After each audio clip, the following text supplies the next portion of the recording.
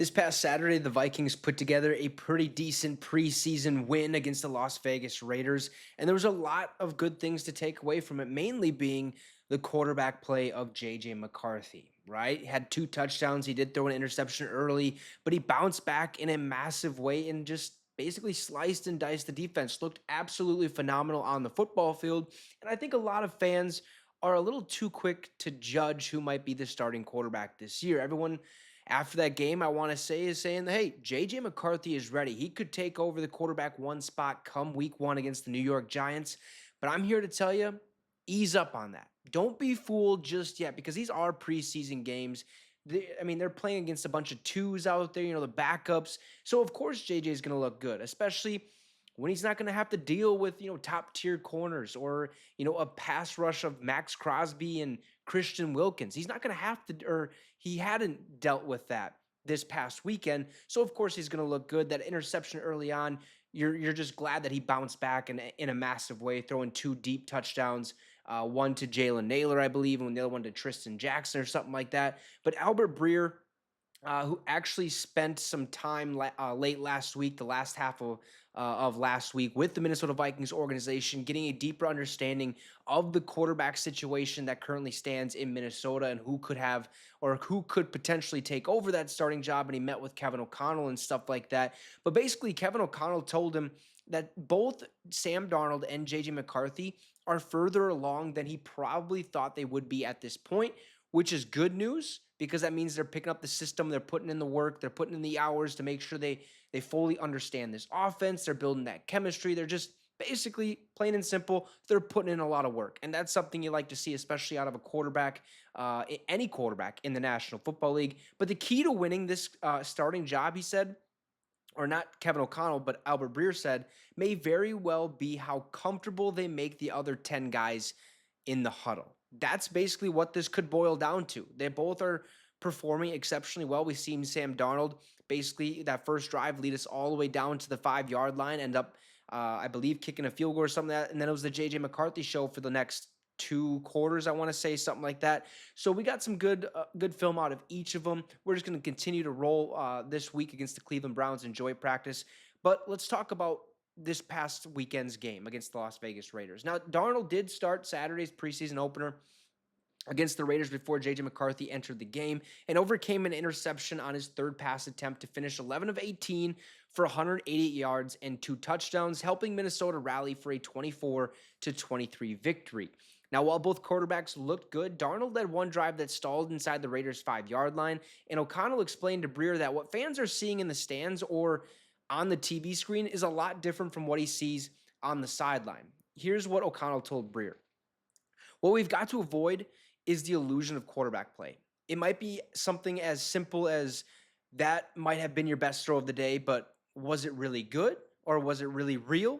You get a top 10 pass rush in the league and you took the wrong drop, right? You started your eyes in the wrong spot and you fell into a completion where somebody watching practice may say, this guy's ready to go. So there's always that illusion. You got to, like, it's preseason. There's a lot of things that might look good, but technically are completely wrong from the playbook. There's a lot of things you have to take in mind here. Even though it is football, things just at this point in time aren't going to be as tight-knit as they will come the regular season. Now, in other words, there's more than meets the eye, and O'Connell and the coaching staff are the only ones who know if Darnold or McCarthy messed up on a play that otherwise generates a highlight. O'Connell explained to Breer that, I know what I called. I know what you did every single snap, okay? I also know what was not exactly right, what was a little shaky. It might be little things. It might be calling plays in the huddle. It might be a cadence at the line of scrimmage, remembering to send your motion. Every single time one of those things happens, that has something to do with your ability to play the position.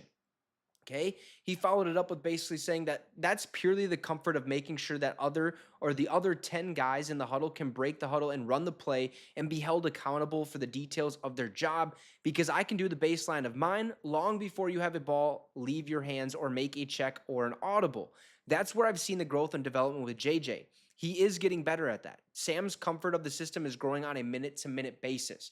So they're both basically how do you want to say it? Progressing at the same speed. right? They're both doing the right things, just making the little adjustments that they have to make their game just that much better. And we've seen it on Saturday, right? We got to see more of JJ than we did Sam, but you can look at both of them and say they could start. Both of them have an equal opportunity to start the game. But O'Connell has made it clear, okay, that he hasn't selected a starting quarterback for Minnesota's regular season opener September 8th against the New York Giants. Darnold is certainly the favorite to win the job because Minnesota's not going to rush the 21-year-old onto the field before he's ready.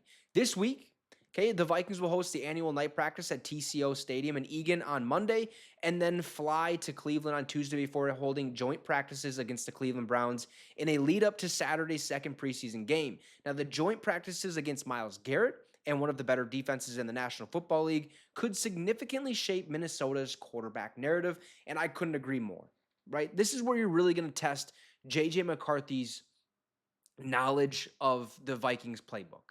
This is where you're going to have to, really get a deep look at if JJ McCarthy's making the right reads, if he's taking the right drops, if he's making the right audibles. Every little detail here is going to play a factor in whether or not he could start week one. Now, I'm not saying he's going to because I certainly think Sam Darnold has the job locked down.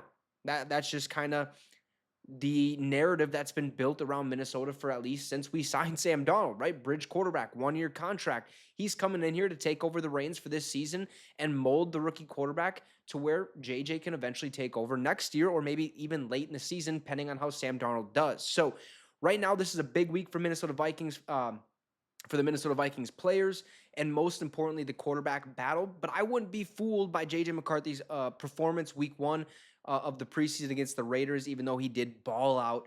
I would just sit back and wait to see what final decision Kevin O'Connell will make. Right now, Sam Darnold is still in the leader, or in the lead to start at quarterback week one against the New York Giants. So you guys let me know your thoughts in the comment section down below. Drop a like and subscribe to the channel. It'd be much, much appreciated. Have a great rest of the night, folks, and Skol Vikes.